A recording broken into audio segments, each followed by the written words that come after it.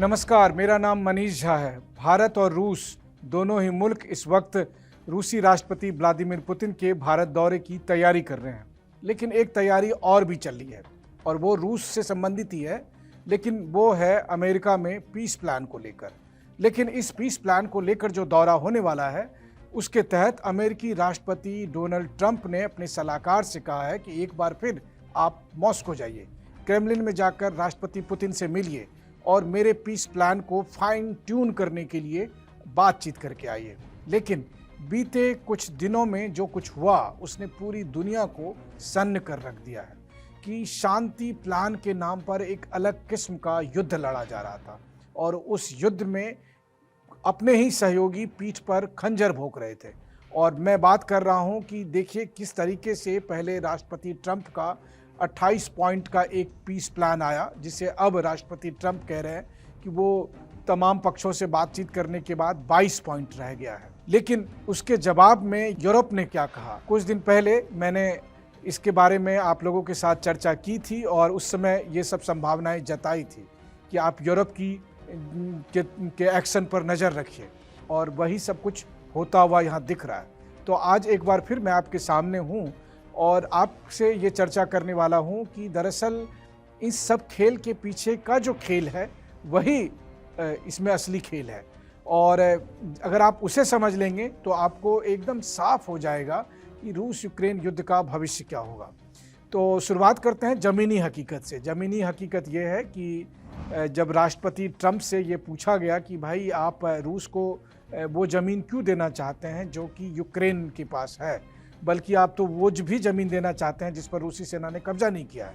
तो president Trump ने कहा कि जिस ज़मीन पर रूस ने कब्जा नहीं किया है उसमें से भी बहुत सारे हिस्से को रूस देर सवेर कब्जा कर लेगा। तो अच्छा है कि 50-60 हज़ार सैनिकों के मारे जाने से बेहतर है कि वो उसको देखकर युद्ध ही रोक दिया जाए। दूसरी बात उन्होंने कहा कि हमें रियलिस्टिक होना होगा। देखिए, रियलिस्टिक तो हर किसी को होना होगा, चाहे वो व्यक्ति हो, चाहे वो देश हो, चाहे वो समाज हो। और यहाँ रियलिस्टिक होने का मतलब क्या है? रियलिस्टिक होने का मतलब ये है कि रूस अभी यूक्रेन में बहुत तेज़ी के साथ आगे बढ़ रहा है, मजबूत स्थिति में है। 22% से लेकर 25% यूक्रेन के इलाके रूस के कब्जे में हैं और इस बीच पीस प्लान को लेकर बात हो रही है। लेकिन रियलिस्टिक ये भी होना होगा कि इस पीस प्लान का सबसे अधिक विरोध कौन कर रहा है। इस पीस प्लान के विरोध वो लोग कर रहे हैं जिन्हें युद्ध से फायदा है। और जब मैं आपको कहता हूँ युद्ध से फायदा, तो यकीन मानिए बहुत से ऐसे लोग जो देश चला रहे हैं, जो बड़े बड़े ऑर्गेनाइजेशन चला रहे हैं, उनको इस युद्ध से बहुत फायदा है। आपने ध्यान दिया होगा कि पिछले 4 साल में अमेरिका और यूरोप की बहुत बड़ी बड़ी जो हथियार कंपनियां हैं, उन्होंने खूब मुनाफा कमाया इस युद्ध के नाम पर। लेकिन ये केवल वो कंपनी ही मुनाफा नहीं कमा रहे हैं, बल्कि कई देश के नेता भी मुनाफा कमा रहे हैं। जैसे कि कहा यह गया कि ब्रिटेन के प्रधानमंत्री बोरिस जॉनसन, जो रूस यूक्रेन युद्ध के दरमियान जब शुरू हुआ था 2022 में, तब ब्रिटेन के प्रधानमंत्री थे। और मार्च में जब इस्तांबुल में रूस और यूक्रेन के बीच बातचीत हुई थी और उसके बाद शांति समझौता पर दोनों तय हो गए थे, तो उस वक्त ब्रिटेन के प्रधानमंत्री बोरिस जॉनसन ने की पहुंचकर सारा खेल बिगाड़ दिया और कहा कि युद्ध करना है, शांति रूस के साथ नहीं करनी है। अब पता चला है कि बोरिस जॉनसन को एक ड्रोन बनाने वाली कंपनी ने बोरिस जॉनसन के फाउंडेशन को मोटा पैसा दिया था। और तो आप समझ ही सकते हैं कि बोरिस जॉनसन को डायरेक्ट फ़ायदा हुआ, लेकिन उन्होंने ये बात नहीं बताया कि युद्ध में जो ड्रोन सप्लाई करने वाली कंपनी है वो किस तरीके से उनको फ़ायदा देते हैं। दूसरी मैं आपको उदाहरण बताता हूं। अमेरिका के विदेश मंत्री थे माइक पोम्पियो।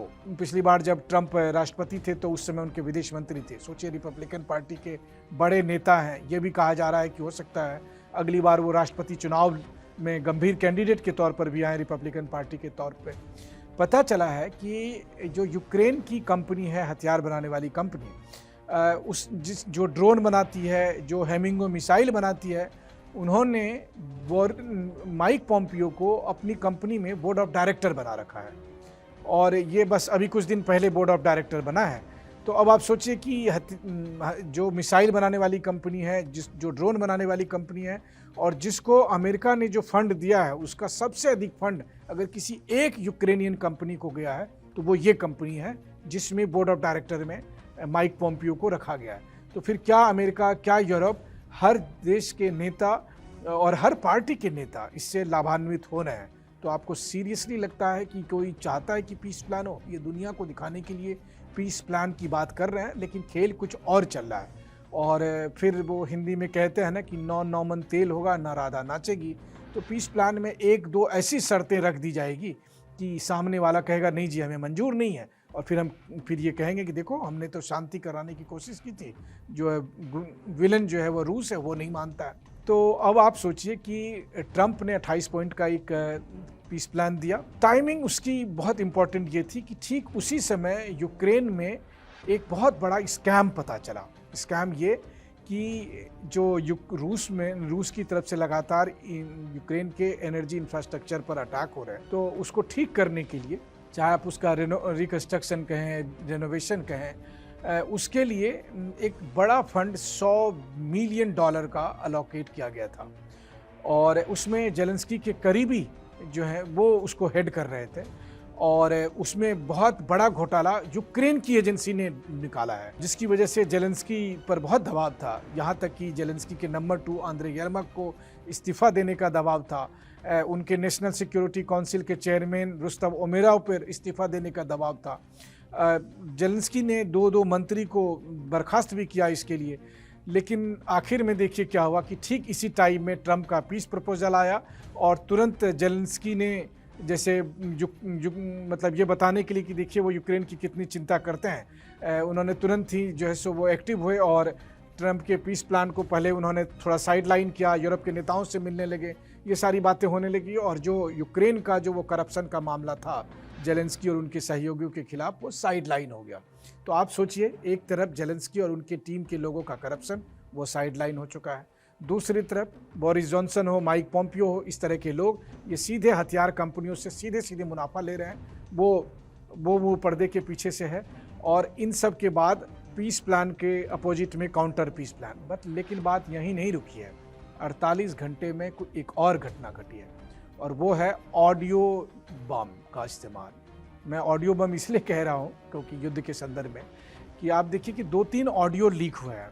एक ऑडियो लीक ये हुआ कि जिसमें ट्रंप के जो सलाहकार हैं स्टीव विटकॉफ, जो कि पुतिन से मिलने फिर दोबारा जा रहे हैं, और रूस और यूक्रेन के युद्ध को रोकने के लिए वो महत्वपूर्ण रणनीतिकार भी हैं, वार्ताकार भी हैं।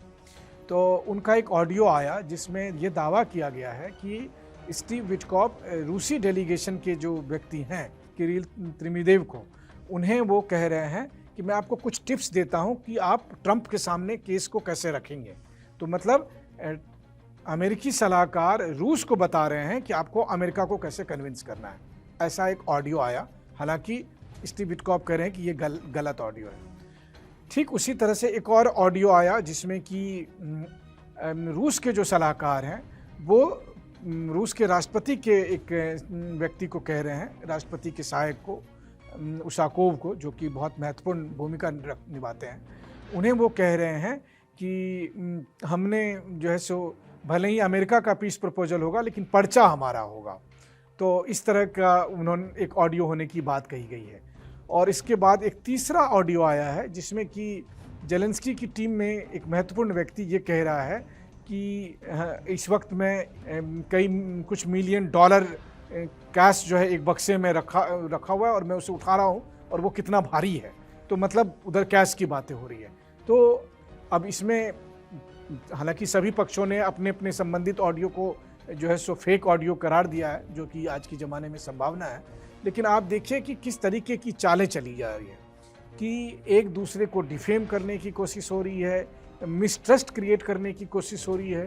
तो जब इस तरह का माहौल हो तो फिर शांति की तो बात हो ही नहीं सकती है।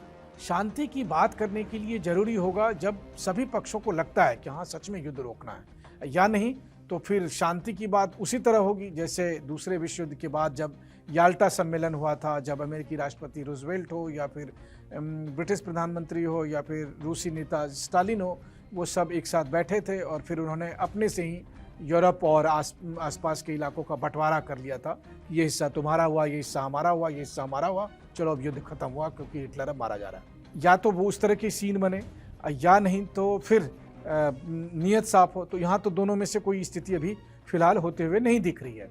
आप सबके मन में एक सवाल आता होगा और अक्सर मुझसे लोग पूछते हैं कि अगर रूस इतना ताकतवर है तो वो यूक्रेन पर कब्जा क्यों नहीं कर लेता है। मैंने इस बारे में कम से कम नहीं कुछ तो कई 100 रूस के प्रमुख लोगों से बात की है। उन सब का कहना ये था कि ये शुरुआत से ही हमारी रणनीति थी। आप याद करिए कि जब रूस यूक्रेन युद्ध शुरू हुआ फरवरी 2022 में, तो एक हफ्ते में ही रूस की सेना कीव पहुंच चुकी थी, टैंक वहां पहुंच चुके थे। लेकिन फिर जब इस्तांबुल में बातचीत होने लगी तो रूस की सेना पीछे हट गई। तो कहा यह जाता है कि रूस नहीं चाहता है कि वो कीव पर कब्जा करे, क्योंकि उनका टारगेट है भी नहीं। और वैसे भी देखिए तो रूस हो, बेलारूस हो, यूक्रेन हो, ये सब अपने आप को एक रेस के लोग मानते हैं। तो रूस को लगता है कि देर सवेर मुझे यूक्रेन को एक पड़ोसी मुल्क की तरह से ट्रीट करना है। तो उसमें से कुछ हिस्सा जो कि रूसी भाषा संस्कृति बोलने और मानने वाले लोग हैं, उस जिसमें आप अक्सर नाम सुनते हैं डोनेट्स्क, लुहांस्क, खिर्सोन, ज़पोरिजिया, उसे रूस ने अपने हिस्से में मिला लिया है। तो वो इनके पास रहेगा, लेकिन जो बाकी हिस्सा यूक्रेन का रहेगा उसको वो एक अच्छे पड़ोसी के तौर पर उम्मीद भरी नज़रों से देख रहा है। और इसलिए उन्होंने उनकी ये मंशा है कि युद्ध को इस तरीके से हम डील करें कि कल के दिन में यूक्रेन के लोगों से जो है सो हमारे खिलाफ नफरत ना हो, बजाय इसके कि केवल वही लोग जो इस युद्ध में सीधे सीधे भागीदार हैं। मतलब रूस ये मान कर चलता है कि यूक्रेन की आज भी एक बड़ी आबादी है जो बस मजबूरी में रूस के खिलाफ यूक्रेन के युद्ध का समर्थन कर रही है। लेकिन एक बार जब जेलेंस्की और उनकी टीम सरकार में नहीं रहेगी तो वैसी स्थिति में फिर उनका रूस के प्रति रवैया अलग हो जाएगा, ये उनका मानना है। बहरहाल इन सब के बीच में सबसे दिलचस्प बात यह है कि एक तरफ जहां कुरुक्षेत्र बना हुआ है यूक्रेन, वहीं दूसरी तरफ जो बैक रूम की बैठकें हैं, कभी वो जेनेवा में, तो कभी वो इस्तांबुल में, तो कभी वो आबू धाबी में हो रही है। प्रेसिडेंट ट्रंप बहुत उत्साहित हैं, उन्हें लगता है कि इस बार तो उनको नोबेल पीस प्राइज़ मिल भी जाएगा अगर उन्होंने रूस यूक्रेन युद्ध को रोक दिया। और देखिए सच बात तो ये है कि अगर वो युद्ध रोकने में कामयाब होते हैं तो वाकई में फिर वो डिज़र्व तो करते ही हैं कि नोबेल पीस प्राइज़ के लिए।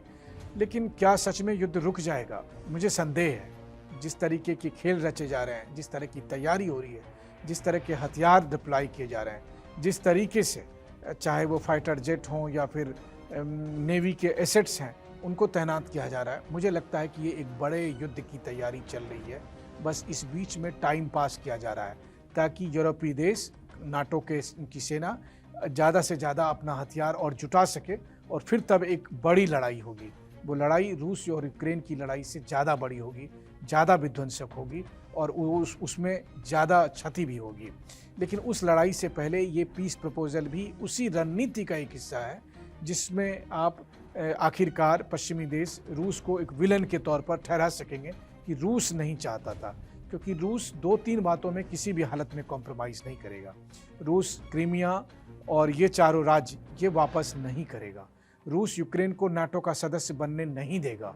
रूस किसी भी कीमत पर नाटो के खतरे को अपने दरवाजे पर अब और अधिक देर तक सहन नहीं करेगा। तो रूस अपनी तैयारियां जारी रखेगा। उसके जवाब में यूरोपीय देश भी रूस के खिलाफ अपनी तैयारियां करते रहेंगे। और फिर मैं आपको एक बात और बता दूं, अक्सर लोग ये कहते हैं कि क्या यूरोप युद्ध लड़ सकता है? मेरा मानना है कि बिल्कुल लड़ सकता है। जिस 2 बड़े विश्व युद्ध को आपने लड़ते हुए देखा है, वो कौन लोग थे? वो यूरोपियन ही तो थे, वो यूरोप के लोग ही तो लड़ रहे थे। बस हुआ ये था कि दूसरे विश्व युद्ध के बाद अधिकांश जगह पर यूरोप की सेना जाने की जगह अमेरिकी सेना जा रही थी। तो आप ये भी मानकर चलिए कि वो भी एक एक्सटेंशन ही था। और आज भी दुनिया की 100 में से 30 बड़ी हथियार कंपनियां यूरोप में ही काम कर रही है। भारत ने भी जो राफेल जेट खरीदा है वो तो फ्रांस की ही कंपनी ने बनाई है। तो फ्रांस हो, जर्मनी हो, ब्रिटेन हो, स्वीडन हो, यहाँ पर तमाम ऐसी डिफेंस की कंपनियां हैं जो कि हथियार बनाती है। हाँ, ये बात है कि उतनी बड़ी मात्रा में नहीं बना रही थी जिस हिसाब से रूस तैयारी कर रहा है। तो अब उन्होंने अपना प्रोडक्शन बढ़ाया है, अब वो नए यूनिट्स लगा रहे हैं। वो भारत या दूसरे कई देशों के जो प्राइवेट हथियार कंपनियां हैं उनके साथ डील कर रहे हैं ताकि आर्टिलरी से संबंधित गोले बारूद वगैरह सब का ऑर्डर टाइम पर मिल सके। तो तैयारियां चल रही है उस बड़े महायुद्ध को लेकर। और एक आखिरी बात मैं जोड़ूं कि अगर आपके मन में यह आता है कि उस लड़ाई को कौन लड़ेगा, तो देखिए आजकल लड़ाई भाड़े के सैनिकों से लड़ी जाती है और यूरोप में तो भाड़े के बहुत से लोग हैं। याद करिए पिछले कुछ साल में कितने लोग मिडिल ईस्ट से, सीरिया से इमिग्रेंट के तौर पर यूरोप में रह रहे हैं, वहाँ पर शरणार्थी बनकर रह रहे हैं। जब लड़ाई शुरू होगी तो यही यूरोप उन्हें कहेगा कि अब समय आ गया है कि अब आप नमक का हक अदा करिए और यूरोप के लिए लड़िए। और जो लोग जान बचाने के लिए मिडिल ईस्ट और सीरिया से यूरोप गए थे, उन्हें ही यूरोप के लोग कहेंगे कि अब आप रूस से लड़ने के लिए चलिए। बहुत कुछ होना बाकी है, मैं आगे भी आपसे इस बारे में चर्चा करूंगा। अभी फिलहाल बस इतना ही। हाँ, बस एक बात कह रहा हूँ कि असल में युद्ध रोकने की मंशा किसी की नहीं है, बाकी सब कुछ एक किस्म का नाटक चल रहा है। ये सब कुछ तैयारी हो रही है एक बड़े महायुद्ध की, जो आने वाले कुछ महीने में आपको होता हुआ दिखेगा। धन्यवाद।